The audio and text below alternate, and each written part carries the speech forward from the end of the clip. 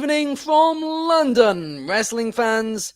I'm your host, Ben Allison, and you are listening to Wrestling Republic's daily broadcast, your one-stop shop for pro wrestling insight, news, and reviews on a daily basis. Last night, WWE kicked off the 2023 draft with both brands getting 8 picks each, with several additional picks announced on the SmackDown Lowdown earlier today. And we're going to get into all of that and more. But joining me to talk about it all, firstly, we have the co-host of the podcast, Clark Taylor. How are you today, Clark? I'm doing well. Happy Saturday, everyone. It's April 29th. It's a nice afternoon here in Southern California, by the way. You guys were just a few weeks short of high 70s, perfect pool weather. It's a beautiful day. I can't wait to get outside after this for the afternoon, but I'm stoked to be here first and foremost talking about the draft and SmackDown and all things pro wrestling with you guys. Absolutely. And yes, here in London today, it's also become quite a bit hot. And one thing which just shocks me every time, right, as soon as it gets hot in the UK, absolutely everybody driving past in their car has the windows down and their music blasting. It's like you never do that the rest of the time. It's only when it's boiling hot, and it's hilarious every single time. But also joining me today to talk about SmackDown, last night's episode of SmackDown, and the draft, we have the head of reviewing Q at Wrestling Republic, Coby Galenzoski. How are you today, Coby? So obviously I'm sitting here and I'm not seeing any flowers in either of your camera views. So obviously we have things to discuss about what I said yesterday on the Daily and what actually took place. Yes. We have some things to discuss. Absolutely. Basically, right, for those of you guys who didn't watch last night's show, Coby correctly predicted that Cody Rhodes would be the first draft pick for Monday Night Raw. And I'm about to get into that. Oh gosh, here we go. Truthfully, I hated the first couple of rounds of the WWE Draft last night. As expected, WWE changed the draft rules this year, with SmackDown getting the first pick and both brands getting 2 picks each round, which is something that I did not like. I didn't mind SmackDown getting the first pick. I understand that. Rotate it. SmackDown get the first pick today. Raw get the first pick on Monday. It makes sense. But the 2 each round thing I did not like. But that's not even the point here. The point is, Roman Reigns being the first pick made perfect sense. It did. But Bianca Belair should have been Raw's first pick. And this is why. As the Raw Women's Champion, Bianca Belair will now likely switch her bout with Rhea Ripley to become the SmackDown Champion, recreating the 2021 disaster between Charlotte Flair and Becky Lynch. This is lazy booking that is just unnecessary. Cody Rhodes staying on Raw makes the possibilities of him finishing the story a lot harder. And yes, I understand he could win Money in the Bank. He could win the Royal Rumble. But it just makes things a lot messier, and then you're going to ignore the brand split and all of that, and I just don't like it. And additionally, how are you going to keep Cody Rhodes away from the World Championship for the entire year if he's on Raw? So is he going to win that now instead? Is that just a secondary prize, basically? I don't like it at all. But it makes the title feel weaker already, and if Cody's not going to win that and he's going to lose it, well, then it's going to make things even harder to build him up to face Roman Reigns again. Finally, Gunther should... I'm getting heated here, but finally, Gunther should have stayed on the same brand as Roman Reigns as well. As like I said yesterday, he has made the Intercontinental Championship feel prestigious, meaning that SmackDown would have had a strong champion when Roman Reigns isn't on the show. And now WWE face the possibility of just having, when Roman Reigns is not there, no prestigious championship on the show, because let's be honest here, Austin Theory's United States Championship reign has been nowhere near as good as Gunther's reign. And also now you do risk the IC title overshadowing the new belt over on Raw due to Gunther being such a dominant champion. But Clark, I want to hear your thoughts about this. Well, I'll start by giving Coby one flower. But just because you called it doesn't mean I have to like it. And I didn't like it at all. I understand maybe the idea is that if you have Cody as the first pick for Raw, you put him on the same level as Roman as far as they're both first round picks. If that was the logic, seems a little lazy. Seems equally lazy with the Bianca swap. I was disappointed. Other than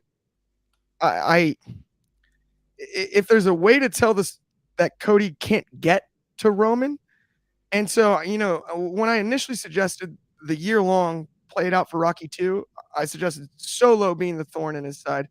Maybe it's actually that the Usos do get sent to Raw, but they still act on Roman's behalf, and they're the thorn in his side at first, and he gets through them, and then it's Solo starting around Survivor Series, and then the Rumble, and then you still get the same Solo moment at Elimination Chamber, and that's when.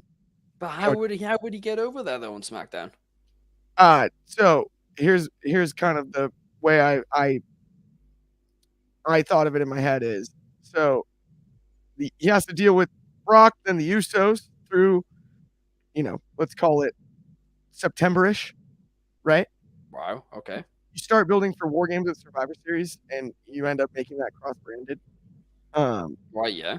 And Cody's on one side, and then the Bloodline being somehow on the other. I don't know how you bridge that gap where Jay and Jimmy end up on the same team as the rest of the Bloodline, but that's how it should be. Maybe something happens with I don't know. That's one hole in my story, but we'll overlook that for now and figure that out on the back end. In that one, that's where Solo is the thorn in Cody's side, and then you have Solo eliminate Cody in the Rumble. And then in the Elimination Chamber for a number one contenders match, Rumble winner goes after whoever the world champion is. You end up with 3 from Raw, 3 from SmackDown. One of them's Solo, one of them's Cody. And since Solo's in the Bloodline have been the thorn in the sides, Cody eliminates, whoever the third to last person in the match would be in the chamber. And then the moment Solo stands up and Cody stands up and Solo realizes he's locked inside of the Elimination Chamber, just him and Cody. Cody wins, challenges Roman Reigns at Mania. Rocky 2. I mean, I would love that. I mean, it does make a lot of sense. And this is one reason why I'm so annoyed about this. Because that Rocky storyline is just perfect. It is. And now either Cody's going to have to win the Royal Rumble again, which I don't think is going to go down well. And I'm going to have to give credit to, I think it was Tommy Dreamer on Busted Open Radio who said this.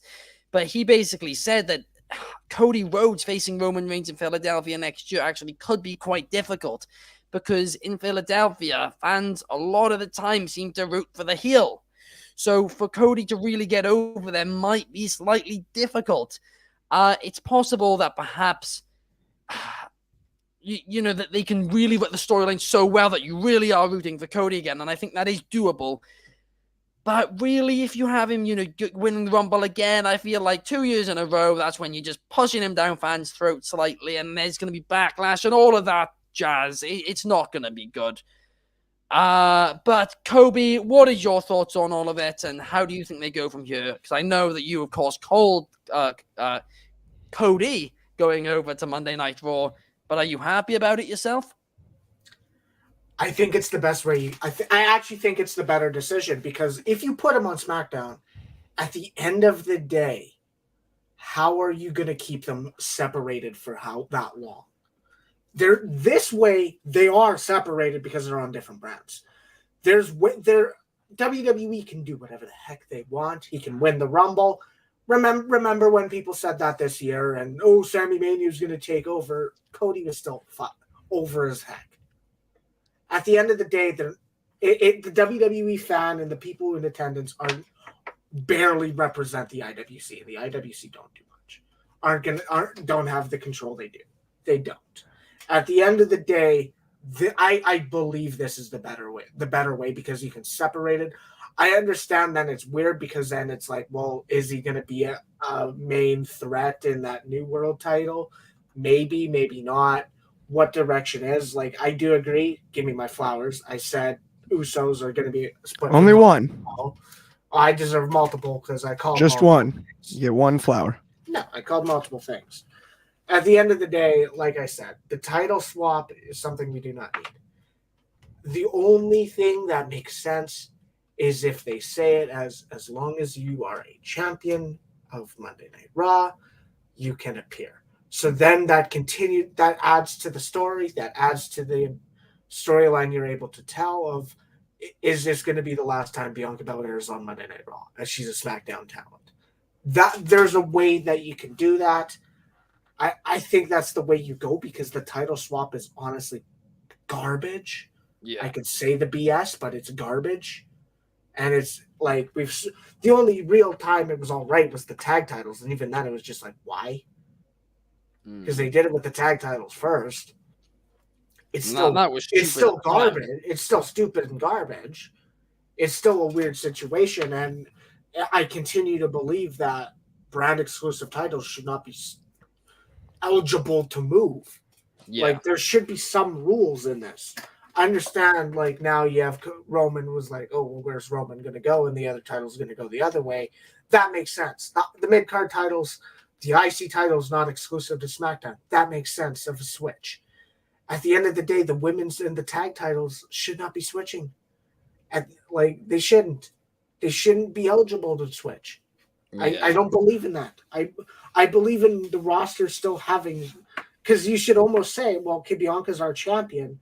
If you're selling the idea of a GM making the picks or USA Network making the picks, how can they say, let's build the division around Bianca Belair, and who hasn't Bianca beaten, and who has, there's questions should be able to ask, not, oh, am I even going to get Bianca Belair in my roster? It makes no sense. At the end of the day, I'm more mad about that. I believe Gunther going to Raw is a new fresh scenery, unless the majority of the people he's beaten follow him. That is a potential issue. That's a potential issue. McIntyre already went. McIntyre already went. Whether or not he's a player in the main card is obviously left to be seen, but it very much seems like I think there's a lot more issues in the women's title. I'm fine with Cody Rhodes being in that position. WWE can even say after the Rumble, oh, Adam Pearce and whoever the GMs are, if they are doing GMs, they negotiated SmackDown to get Cody Rhodes for someone. They can do that. Here's the thing, right? Yeah, they did say, Triple H did say last night that transfers can happen this year. But here's the thing, which is a bit of an issue in itself. Drew McIntyre, you briefly mentioned that Clark, you were actually the one who said it, is followed Gunther over to Raw, and Drew McIntyre might now be in the World Championship picture. He makes a lot of sense to be in the World Championship picture, but guess what? If he wins that World Championship, he lost to Gunther 2 months ago. Yeah. And there we are. The title feels less. Now, wait. On the women's side, though, you know it'd be hilarious? Right, yeah. You know it'd be hilarious on the women's side is if either way, he lost. Is if they just went, screw it. Raw women's titles on SmackDown, SmackDown women's titles on Raw. They don't change the names. They don't switch titles. They don't even mention it. It's just like there's like a little bit of confusion if you're a casual fan, but it's just like a running gag. Like it is what it is. Like the blue belt's on Raw, the red belt's on SmackDown. Here's something interesting they could do. They could be smart and they could scrap the Raw and SmackDown names and instead give them different names. Like you got the World Women's Championship and the WWE Universal Women's Championship. And you've sorted it. And that's the perfect solution to this issue. And guess what? It won't be the solution they use. I bet you it will not be. But yeah, Bianca Belair in that video clip last night on SmackDown did say she's now the SmackDown Women's Champion.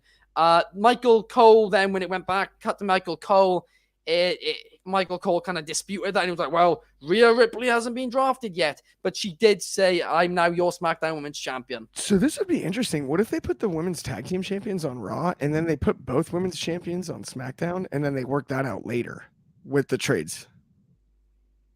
Out of the gates. Because of Judgment Day. Perhaps they just rename SmackDown Raw. I mean, heck.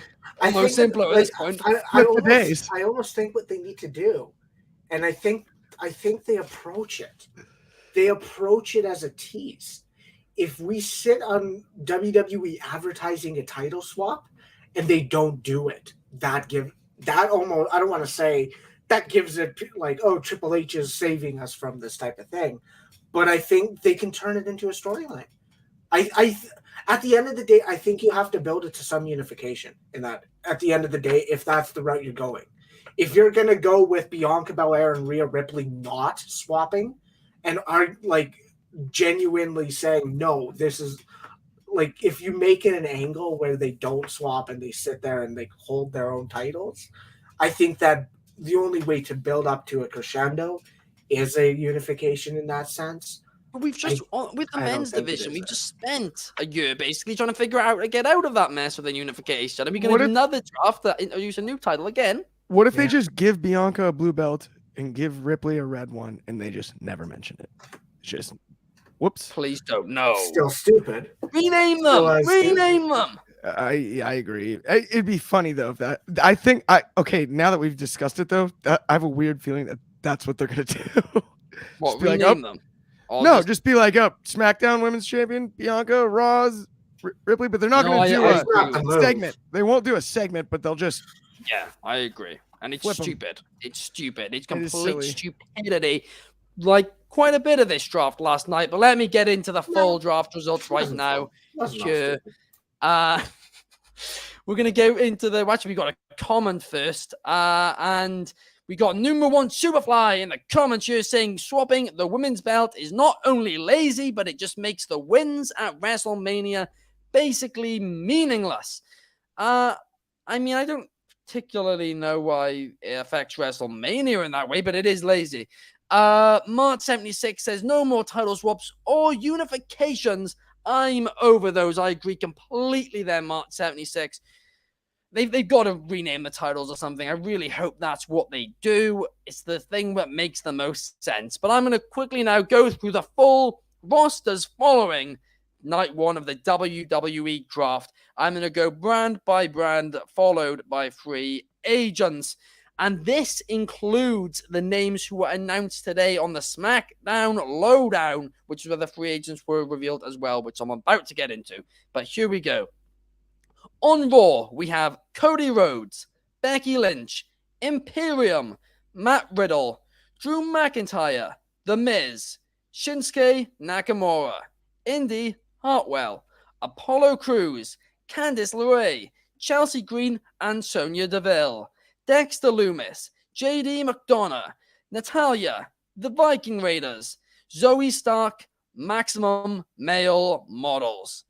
Over on SmackDown, we have The Bloodline, Roman Reigns, Solo Sikoa, and Paul Heyman. Bianca Belair, The Street Profits, Edge, Bobby Lashley, The OC, Damage Control. From NXT, we then have Alba Fire and Isla Dawn. Then back to main roster, Hit Row and Lacey Evans. So yes, to clarify there, from NXT, Zoe Stark was called up to Raw, and Alba Fire and Isla Dawn were called up to SmackDown. Now, what makes this interesting is they're both women's champions over on NXT, but we'll get into that in just a second. Indy Hartwell's the champion. Indy Hartwell's the champion. Ignore me. I do apologize, and I completely missed that too. I'm all over the place here. My list was messed up there. Indy Hartwell, Zoe Stark, JD McDonough, and Alba Fire and Isla Dawn. Bit of a tongue twister there. Are the call-ups from NXT, with, of course, Alba Fire and Isla Dawn being the NXT Women's Tag Team Champions. And thank you, Kobe, for pointing out Indy Hartwell is, of course, the NXT Women's Champion. I'm going to get into that in a second. We will.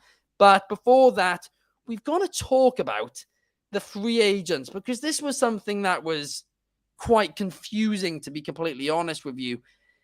Because it was like, why? And the free agents are Omos, Mustafa Ali, Dolph Ziggler, and from NXT, which is even more confusing, Von Wagner. Now, WWE's Twitter account has announced that MVP negotiated a deal for Omos to be a free agent and float between both brands. I'm going to be honest, he's the attraction, all that, he's I guess, the attraction draw, whatever. It makes sense. I'm not complaining about that one. The others make no sense. Why is Dolph Ziggler not got a brand? Why have you called up Von Wagner without giving him a brand? It's like, how? You just called up to be a free agent. How has that worked? It makes no sense. What, has his NXT contract expired? If so, he shouldn't be in the company anymore. I mean, it just makes no sense at all to me. The Mustafa Ali one, I mean, maybe it could go into the positive Ali gimmick where he's remaining positive Ali, that he'll find a brand even though neither wants him. Something like that. But it's just, it's overly confusing. I'm not a fan of it at all. I mean, listen, before we get into all of it, the first thing I want to talk about is why Matt Riddle was called up before Bobby Lashley. No, it's not, but that confused me too. But let's talk about the NXT call-ups, and specifically the Indy Hartwell, the NXT Women's Champion, being called up to Raw, and the NXT Women's Tag Team Champions, Isla Dawn and Alba Fire, being called up to SmackDown because now the main roster has all the NXT Women's Championships. Now, the actual solution to this is Kaden Carter and Katana Chance. Is that right, Kobe? Yeah. Perfect. Are going to be facing Isla Dawn and Alba Fire for the NXT Tag Team titles this week on NXT. So presumably they'll lose there. But truthfully, you've just called them up, so then they've now got a bigger spotlight on them than ever. And you're going to have them lose on NXT the first week. Like, the main roster needs women's tag teams right now, right? So they should have had them lose already, or lose in a triple threat match or something, then called them up, Alba Fire and Isla Dawn, and then build them up very quickly to be in the women's championship picture because they're a very good tag team. But now you're probably going to have them lose on NXT this week. Makes no sense. As for Indy Hartwell, she is currently suffering from a slight injury, so I guess which will keep her out for a little bit of time. I believe it'll be 1 to 3 months is what's expected, but that would presumably means that she's going to vacate the championship, which isn't quite as bad. And yeah, number one Superfly is asking that, is Indy injured? Yes, she got injured on NXT Spring Breaking. So who better to talk about this entire situation than our resident NXT guy, Coby Galenzoski? I mean, at the end of the day, I think that's the end. There's two questions that we say. Like, why are we talking about having Isla Dawn and Alba Fire coming up as champions, and then you make them, if it makes no sense for them to lose that match. Like, no. You don't say they're the current NXT Women's Champion, they're reigning, they're defending. You don't have Isla Dawn say they've dominated and then lose. You don't. That doesn't add up in that sense. And then the fact of the matter is I don't understand why Indy Hartwell is is a rumored draft pick when she's wearing a boot, when she's potentially vacating a title.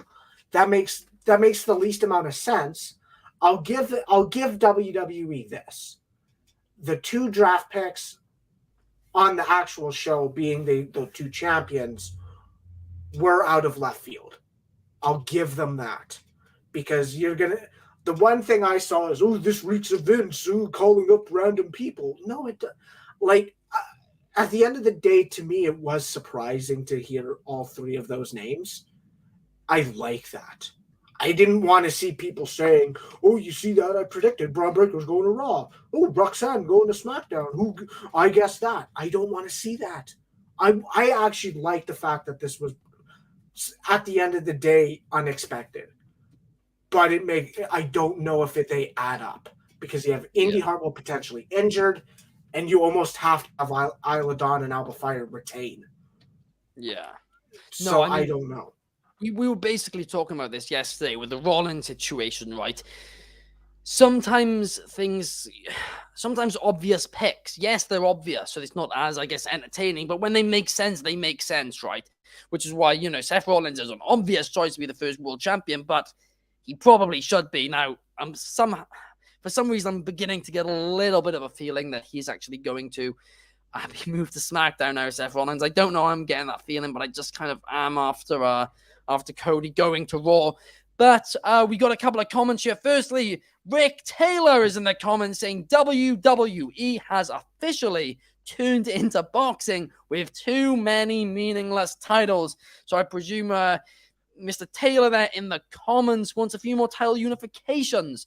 perhaps across the Raw Women's I'll- Championship. No, I'll say this to his point too, though. By the way, and shout out, Dad. I think it's a great comment. I think the one in particular that sticks out to me is actually not even the women's title dilemma, or any of the other ones we've discussed. Oh. The biggest one is the fact that Roman Reigns is carrying 2 world championships, and we've just introduced now a third. So I don't understand if he has 2 belts. And then there's one on the other side. Those 2 belts, 1 championship, but take that as you will. Which they say, right? But now would be the time to come out with a new belt design on that side as well. 100%. And I think that's the big one. Because it's been unified, I would say, now that they're calling it what they're calling it, the long name, the undisputed universal champion of WWE and the history of the world, or whatever it is, the big one. The big shebang, I think they could call it, would be a good one from a marketing standpoint. But either way, that's got to be 1 belt now, because at the end of the day, aesthetically speaking, if you put them on the same card on a poster on a pay-per-view, and Roman's got 1 on his shoulder and 1 around his waist, and the world champion has 1 around their waist, thank you. Yes. It's just a bad look. Exactly my point in response to Clark. Yeah. It's too, you can't have 3 world champions, and even if it's only 2 people, because one's holding 2 of the belts, right? There's not weight classes. It'd be different if it was like Roman held the, let's say the Intercontinental title hypothetically, and the WWE title. That'd be different, right? You could get away with that for the 2 belts aesthetic, but he has both world titles, and then we just introduced a third one. That's too many. Yeah. It's just too many. Absolutely. I do agree completely there. And it'd be a good time to perhaps do, a Winged Eagle championship. How about Roman to just annoy Cody, brings back the Winged Eagle, and that's the new Universal Championship? I mean, that would make a lot of sense. And I do like the look of that with a big W in the middle. Admittedly, I will miss the current, what was the WWE World Heavyweight Championship title, as I love that, but whatever, right? A lot of people don't. I do. It's whatever it is. And we got Mart76 in the comments saying, oh boy, the bidding war for Omos and Von Wagner is going to last for months. And number 1 Superfly saying, Dylan Von Wagner appear in a backstage segment with Adam Pearce just to simply disappear right after. Yes, he did. They called him up and then they changed their mind, seemingly. That was almost a year ago now, actually. But yes, let's quickly talk about free agents now, as this was something which was weird. Again, I've already said Omos made sense. I get it. Storyline, all that. Mustafa Ali, I guess, can make sense from a positive Ali standpoint. I guess that's good entertainment. Dolph Ziggler, 0 cents. Von Wagner, I don't understand how you can be called up as a free agent. Clark, what do you think about this? Is it all just a big mess? The free agency thing actually bugs me. The only one that truly ever made sense to me was Brock Lesnar. Yeah. Because who's going to tell him what to do? I get Omos actually with the representation from MVP. That's kind of cool because MVP was, remember, like his actual, historically speaking, right? There's some lineage there. MVP's introduction to the company was he was like the biggest free agent, right? Like it was like, oh, the big signing. Like it was MVP. And then, he came out of the big tunnel and whatnot. But so there's some precedent there with Omos. I understand that. And I actually dig more that it was MVP that negotiated his free agency because of the parallel to MVP's, his introduction to the WWE universe being as a free agent, right? Signing to SmackDown. Yeah. And then the classic rivalry with Matt Hardy that I've always crack up about with all the contests. That one's too funny. Yeah. But at the end of the day, the Von Wagner one makes 0 sense to me. Like, what is he? Karrion Kross would have made more sense as a free agent than Von Wagner as like a mercenary. Because like he'll just go to brands and mess people up on his own time. That would make sense character wise. What is Von Wagner as a free agent? Like, I don't get it. Like, there's no angle. Like, does that just mean he can wrestle dark matches before shows on both shows? Is that what they're going to do? And just make him wrestle on a bunch of live events? Like, I don't know. Like, I just don't see an angle. It makes no sense. And that's not even to say that he couldn't be successful somewhere on the main roster along, down the road or eventually. But free agent. Like what? Dolph, I get. Yeah. Dolph's that cool hand Luke at this point, plug and play. You can do a bazillion things with him, but I also think he's got his comedy career on the side. So he's got some stuff worked out where, like, you know, he's going to be doing stand-up shows and touring on that side too. So as a free agent, right, he can appear and do short runs on both shows. It keeps you flexible, right? Like it's a little bit too obvious, I think. Why would you take why would you take Hit Row or Sonya Deville and Chelsea Green over Dolph Ziggler though? Well, and see, that's another thing that frustrates me about the whole draft process, right? Like I loved that they held it this year during the NFL draft. The NFL draft's one of my favorite things of all time. But like the first round of the NFL draft, every single pick, you're on the edge of your seat if you're a huge football fan. You just are, because it's a big deal. All 32 in the first round are a huge deal. And the way they format it every time they do a WWE draft, you have that first round that matters. And then all of a sudden you get these like what feels like what I would call supplemental picks. Yeah. Where it's like that's like a 7th or 8th round pick. And you're just announcing it like just without no reason. I would like to get all the big names off the board. If I was booking it myself, I think you need to get all of the big names off the board first and then do all of these call-ups, free agents, loopholes, things like that.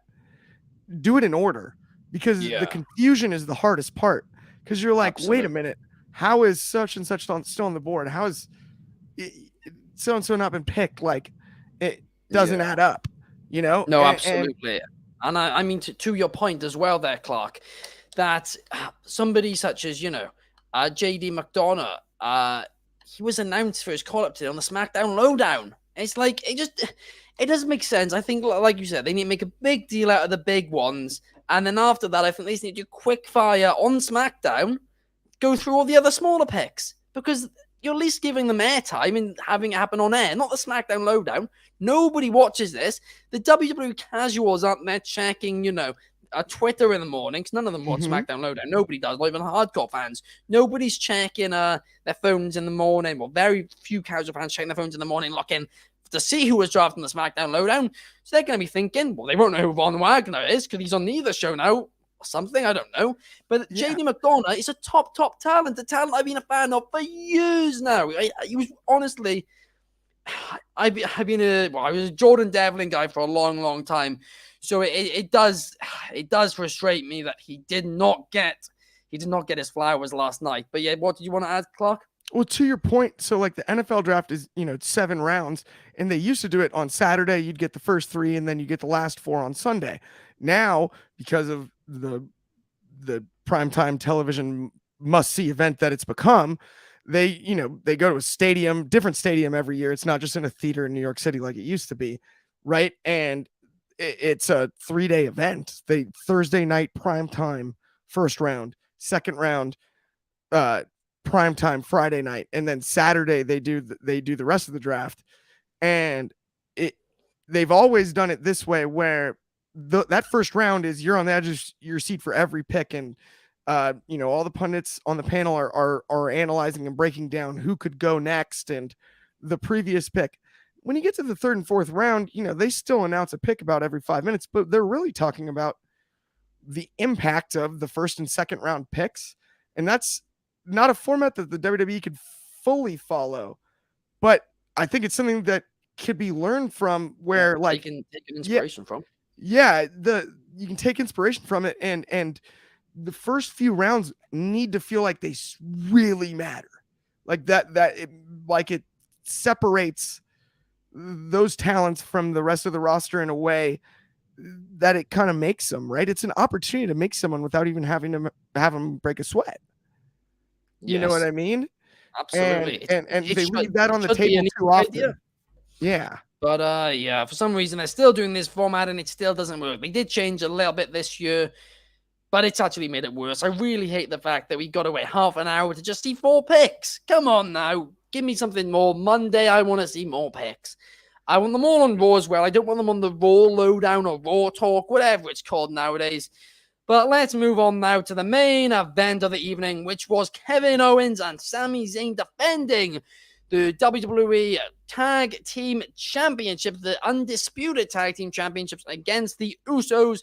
And this, of course, wasn't as good as the WrestleMania match. It was never going to be as good as the WrestleMania match, but it was quite a decent match. There was too many super kicks, which I'm sure Clark's can get into in a minute, because there really were. But then after the match, actually, no, you know what? Scrap that. Clark, we're going straight to you. Give me a rant about those super kicks, because I know you want to. Okay, we watched it together, and I really do personally love the Usos' work. But I hear a lot of people talk about the Young Bucks and too many super kicks, and there's too many super kicks this, too many super kicks that. The Usos threw 100 super kicks last night. Double super kicks.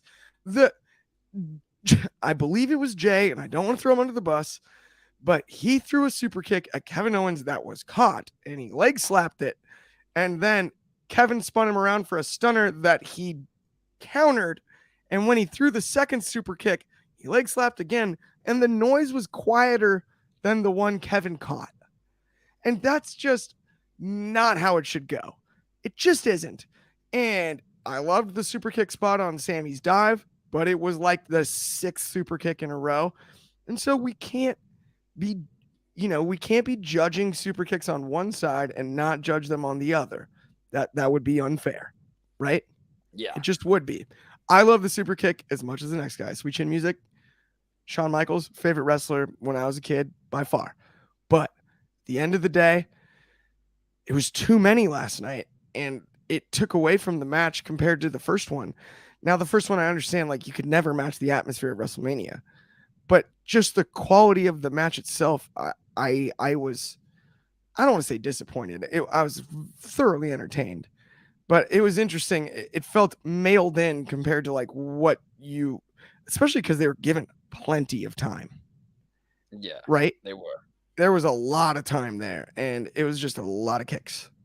Yeah, it truly, truly was. I mean, as soon as you mentioned, I kind of noticed it anyway, but as soon as you mentioned it, there was even more. It was a complete comedy at that point. But let's be honest here, the match itself was solid, but it was what happened after the match. Well, at the end of the match, that was a bigger deal. And actually, during the match, which I didn't particularly like this, I would have preferred it to happen just before it started. But during the match, they came back from commercial, and Paul Heyman basically hung up the phone and said, he said it's your time, or something along those lines. I've forgotten the exact quote, but basically hinting that Roman Reigns had just told Solo to do something. Solo Sikoa then comes out looking very intense, a little nervous for the first time, actually. It was a little bit weird. And then Riddle comes out of nowhere and ruins everything. What a heel. And Riddle takes out Solo Sikoa. They battle backstage, whatever. The Usos end up losing the match, as expected. Kevin and Sami still the tag team champions, as expected. Right choice, all that stuff. But the question is, what was meant to happen? Was Solo Sikoa going to kick the Usos out of the bloodline? Are the Usos going to get split up on Monday, like I predicted a few times now? Kobe, give me your thoughts. What do you think is going to happen here with the Usos? I think it's very much going to be lenient on what happens at Backlash, because that is when all eyes are on you. All eyes are going to be on Solo Sikoa and the Usos. I do think they're going to lose the match at Backlash, and obviously we're going to talk Backlash in more in depth sometime next week, probably next Saturday to be exact anyway. But at the end of the day, I almost think that's the main event I want to see for Backlash. I want to see that 6-man tag main event, and because it's almost going to be lenient on something happening within the bloodline that can shake it to its core, and obviously the draft will go into effect the show after, which is Monday, the 2 days after on Monday. So something big has to happen while they're still together. Because I do think either some form is going to Raw and some form might go to SmackDown, or both Usos go to Raw anyway. At the end of the day, I think that needs to happen to keep this floating and keep this interesting, where Roman does pull the strings on Raw, if he is still pulling the strings over the Usos. I don't know. But at the end of the day, I think that is the direction they need to go.